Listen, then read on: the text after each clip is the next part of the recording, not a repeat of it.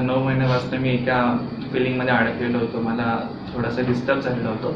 पण सरांशी आपुलकीने बोलल्यानंतर त्यांनी माझ्यातली ती फिलिंग खरोखर दूर केलेली आहे. मी आता एकदम रिलॅक्स राहतो आणि मला ह्या जीवनाप्रती जी मॅच्युरिटी आणि अंडरस्टँडिंग आलेली आहे ती खरंच या क्लासेसमुळे आलेली आहे.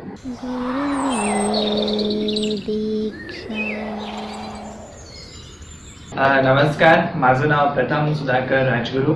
मी UPSCची तयारी करतो कारण माझं एक स्वप्न आहे टू बिकम IAS ऑफिसर. 9 महिन्यापासून मी एका फिलिंगमध्ये अडकलेलो होतो. मला थोडासा डिस्टर्ब झालेलो होतो. त्यावेळेला ज्यावेळेला मी आलो होतो तर माझ्या मनामध्ये हिप्नॉसिसबद्दल खूप चुकीचे असे पूर्वग्रह होते तर ते पूर्णपणे क्लिअर झाले. मला एकाने हे पण सांगितलं होतं की तू असे क्लासेस लावू नकोस कारण तिकडे तुझे किडनी काढून आणि तर ते माझे असे काही मित्र होते की ज्यांच्याशी मी माझ्या काही निगेटिव्ह फिलिंग शेअर करत होतो. त्यांना मी सांगायचो तर त्यांना आता माझ्यामध्ये जो काही बदल झालाय ते पाहून ते असं म्हणतात की नाही तू तिकडे जा असा. तर हा एक चेंज झालेला आहे. तर अशा माध्यमातून मी सरांकडे आलेलो आहे. स्वतःच्या या अंडरस्टँडिंगसाठी तुम्ही हा क्लासेस करणं खूप खूप गरजेचं आहे. त्याच्यामुळे तुम्ही तुमची बोलण्याची ग्रूमिंग या सगळ्या गोष्टी शिकता. आणि मला सरांनी काउन्सिलिंग सुद्धा दिलेलं. या क्लासेसमध्ये सर काउन्सिलिंग सुद्धा प्रदान करतात. तर सरांकडे थेरपी आहे जी कुणाला मिळू नये. त्या थेरपीमध्ये जर व्यक्ती बोलत नसेल तर बांबू थेरपी देऊन सर त्या व्यक्तीला पोपटासारखं बोलायला लावतात आणि दुर्दैवाने ती थेरपी मला मिळाली. तर तुमच्यावरती वेळ येऊ नये. तर अशा माध्यमातून खरं मागच्या काही 9 महिन्यापासून मी एका फिलिंगमध्ये अडकलेलो होतो. मला थोडासा डिस्टर्ब झालेलो होतो.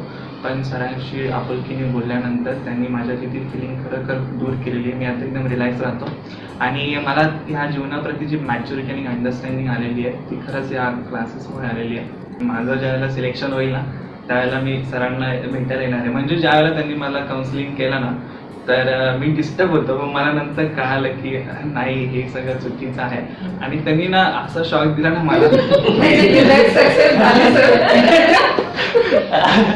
की माझ्यातलं ती फिलिंग नाही डिलीटच झाली. तर मला ते म्हटले की बोलून टाकलं तर मला येतच नव्हतं. तर खरंच ती डिलीट झालेली आहे. ऍक्च्युली खरं सांगायचं म्हणजे ना जे आमचं जे क्षेत्र आहे UPSCचं वगैरे प्रत्येक वर्षी देशभरामध्ये 16 लाख विद्यार्थी परीक्षा देतात आणि पास किती होतात तर केवळ आणि केवळ 1000. त्या हजारांमध्ये जी पहिले 80 मुलं असतात ते एक IAS होतात आणि ते एक जिल्हाधिकारी म्हणून पदावरती बसतात. तर मला सरांनी सांगितलं अरे तू एक कलेक्टर होणार आहे. तर ह्या सगळ्या गोष्टी तुला समजायला पाहिजेत. त्या फ्लोमध्ये मी नको त्या प्रवाहामध्ये अडकलेलो होतो.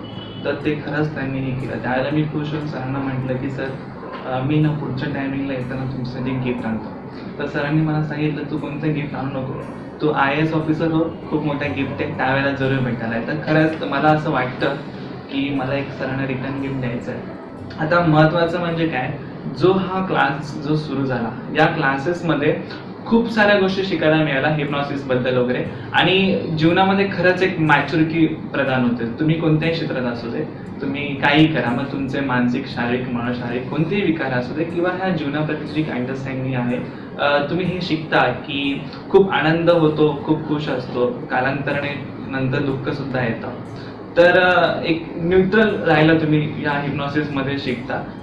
So thank you very much.